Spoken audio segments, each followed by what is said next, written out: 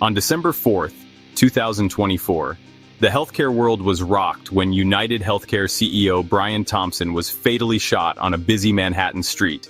The accused, Luigi Mangione, a 26-year-old Ivy League graduate with a manifesto, a 3D printed gun, and an alleged vendetta against corporate America. But as details of the case unfold, not everyone is convinced he's guilty. He matches the description of the identification we've been looking for. He's also in possession of several items that we believe will connect him to this incident. From theories about a wrongful arrest to questions about Mangione's true motivations, the story behind this crime is anything but straightforward. In this video, we'll explore the crime, the evidence, and the theories that have captured the internet's attention. Let's dive in.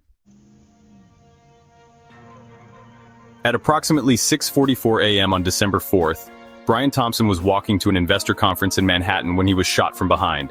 The shooter fled, leaving behind shell casings with the words "deny, defend, and depose," terms often associated with criticism of the healthcare industry. Police later recovered surveillance footage showing a suspect wearing a mask and dark clothing.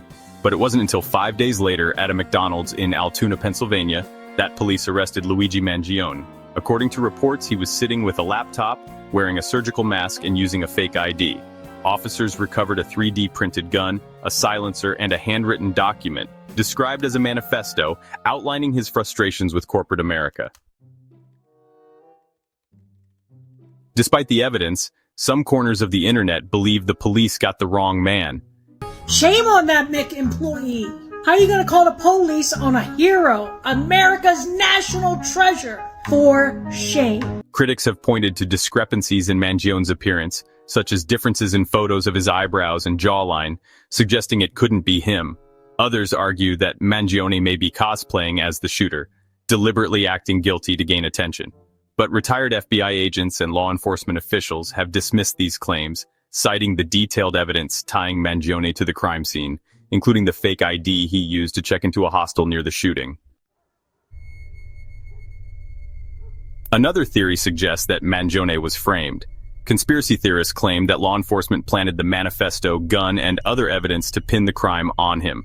But this theory raises more questions than answers. Why would someone target Mangione, a young man with no prior criminal record, for such a high-profile crime? And how could police fabricate a manifesto that so closely matches Mangione's known ideologies and online activity?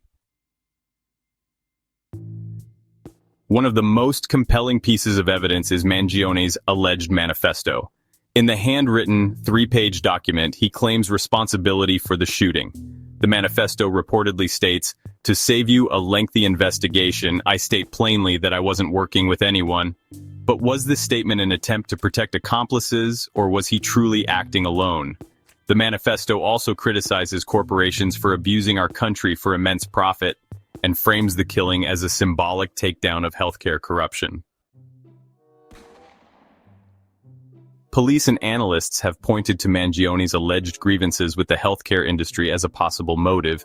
His Goodreads account shows an interest in books about chronic pain, and some speculate his own back surgery, which left him in severe pain, fueled his anger toward the system.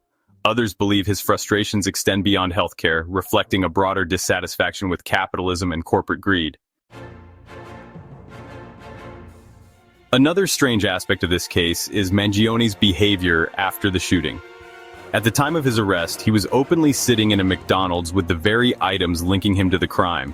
The manifesto, the gun, and even clothing consistent with the suspect seen in surveillance footage. Critics have suggested this was intentional, a way to ensure he was caught and his message was heard. But was this an act of confidence or desperation?